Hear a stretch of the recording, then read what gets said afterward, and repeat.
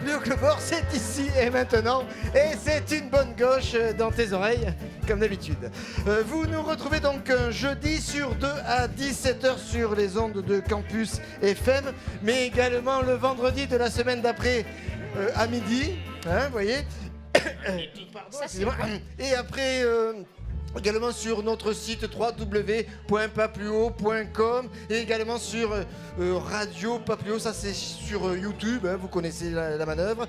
Tous les 15 jours, nous enregistrons dans un bistrot toulousain ou dans un lieu culturel devant un public vivant, agité, interpellé.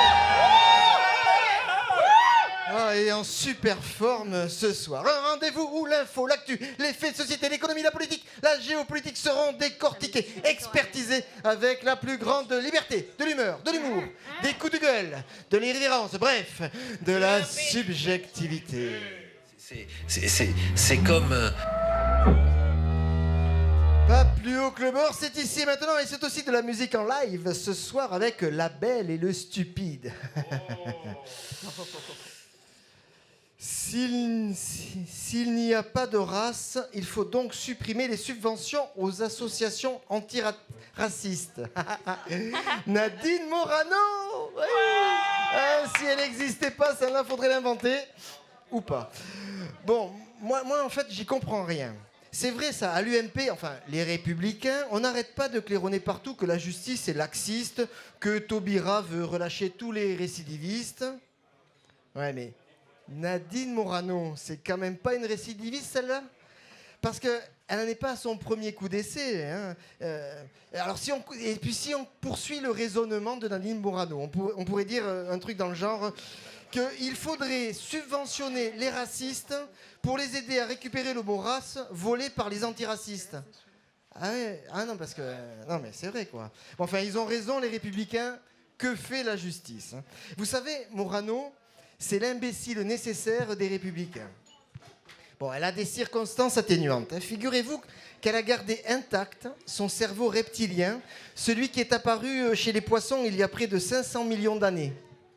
Depuis, comme une anomalie biologique incompréhensible, il n'a pas évolué chez Nadine Morano. Et vous savez aussi que le froid absolu, c'est moins de 213 degrés. Combien ? Moins 273 degrés. Absolument. Et la vitesse de la lumière, 300 km/h par seconde. 300 km par seconde. 300 000 km par seconde, j'ai dit quoi? 300 ? Oui, bon, des conneries, forcément. Eh bien, pour Nadine, on n'a pas encore trouvé l'indicateur, mais on sait que sa limite est énorme. Certains scientifiques pensent même que les chiffres arabes ne pourront jamais l'atteindre. Bon, peut-être un espoir pour la blonde évanescente.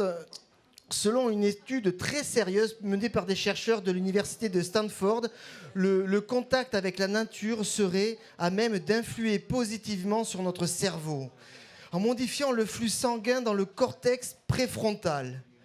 Ah, je me demande si on ne devrait pas envoyer Nadine Morano en pleine nature, tiens, dans le désert du Sinaï. Ouais, on ne sait jamais, il pourrait tomber un avion sur la tronche. Bon, allez, un peu de sérieux tout de même. Les questions démographiques, ça c'est important, hein. La Chine vient d'annoncer la fin de la politique de l'enfant unique. Tous les couples, sans exception, pourront désormais procréer 2 fois. Ça va niquer chez les Chinois. Bon, le gouvernement chinois espère ainsi endiguer la tendance des couples à éliminer les filles. Non, ne me faites pas dire ce que je veux pas dire. Non.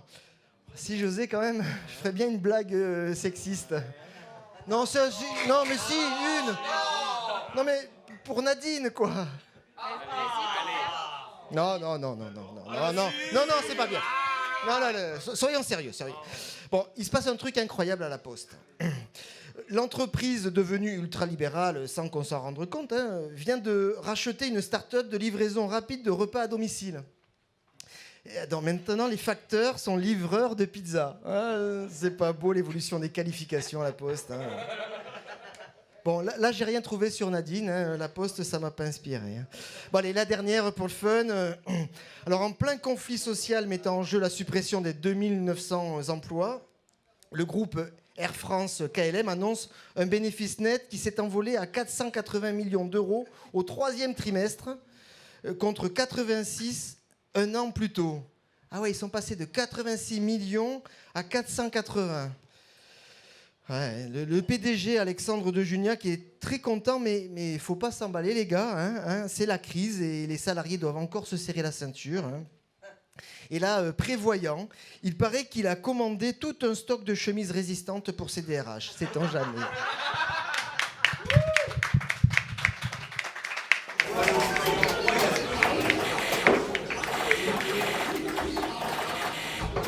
Pas plus haut que le bord.